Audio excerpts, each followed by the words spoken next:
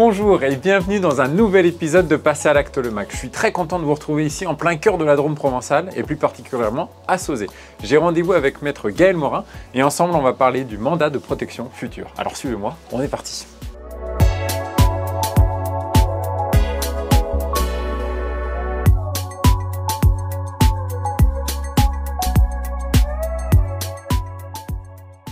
Salut Gaël. Et bonjour. Comment vas-tu? Ça va super. Bon, je suis très content de te retrouver ici en plein cœur de la Drôme provençale. Oui, et moi de t'accueillir. Bon, en tout cas aujourd'hui on a un invité surprise, c'est le Mistral. Eh oui, alors surprise pour toi peut-être, mais oui. Nous on a l'habitude d'être vantés. Oui, bon voilà, du coup on est servi. Tout à fait.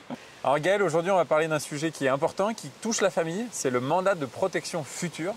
Ça, c'est quelque chose qui arrive assez souvent dans les études? Oui, en effet, c'est des questions que se posent assez souvent nos clients et auxquelles je serai ravie de pouvoir t'apporter toutes les explications qui te seront nécessaires. Bon, c'est super. On va en parler dans la vieille ville de Sauzet. Oui. C'est parti? C'est parti. Allez, je te suis.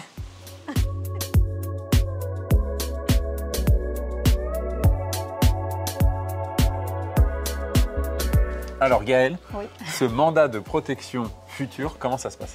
Eh bien, le mandat de protection future, c'est un contrat. Voilà. Ce contrat, il permet à chacun d'entre nous de confier nos intérêts patrimoniaux ainsi que les intérêts personnels de chacun d'entre nous à une personne de confiance, à quelqu'un qu'on aura nous-mêmes choisi pour le cas où on ne serait plus à même de gérer nos affaires. Ok. Voilà.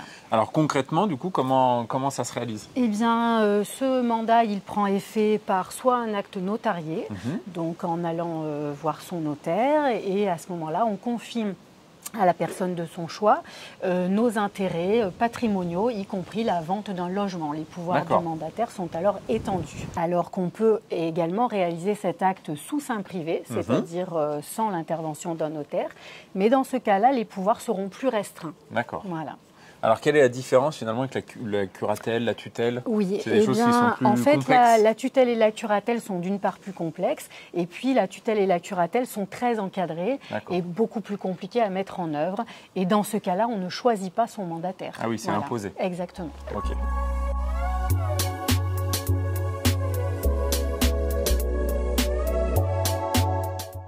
Et Gaël, qui peut être mandataire? Alors, le mandataire peut être une personne de son choix, ça peut être un ami, une personne de sa famille, ses propres enfants, son conjoint. Donc on peut vraiment nommer la personne que l'on aura choisie. Oui. Ok. Et alors, est-ce que cette personne est obligatoirement une personne physique? Ça peut être aussi une personne morale? Ça peut être une personne morale, ça peut être une association qu'on aura par exemple choisi un mandataire qui sera en effet une personne morale. C'est tout à fait possible. Et puis, par ailleurs, on peut choisir à la fois un mandataire pour ses biens et un mandataire pour ses affaires personnelles. D'accord. Voilà, sa santé. Ah oui, on peut choisir plusieurs mandataires. Deux personnes différentes, auquel cas on détermine dans le mandat les pouvoirs qu'on confie à telle ou telle personne. Ok. Voilà. Et puis, on peut également penser à nommer plusieurs mandataires. C'est-à-dire un mandataire principal et un mandataire qui viendrait en secours si la personne nommée en premier était empêchée, par exemple, de réaliser sa mission de mandataire.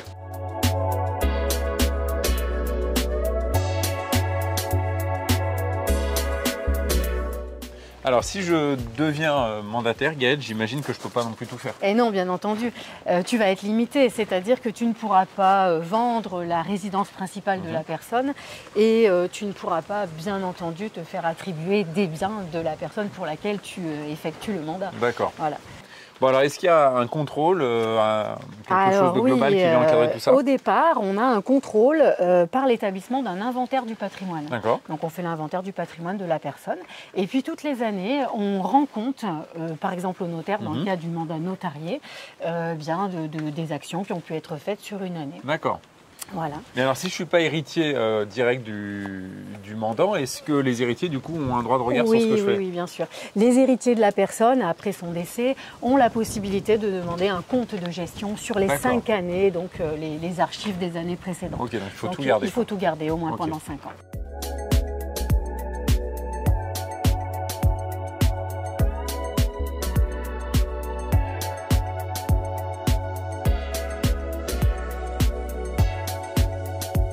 Gaël, merci beaucoup. Avec plaisir. On a passé un super moment malgré le Mistral qui nous a bien accompagnés.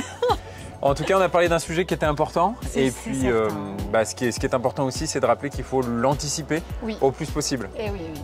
Et en priorité avec son notaire. Et en priorité avec son notaire, bien entendu. Merci beaucoup, merci à toi, on se revoit bientôt. À bientôt. Au revoir Alex. J'espère que cet épisode vous a plu. Je vous rappelle que vous avez cet épisode et aussi plein d'autres épisodes et d'informations juridiques sur le site passeralacte.com. À bientôt, ciao.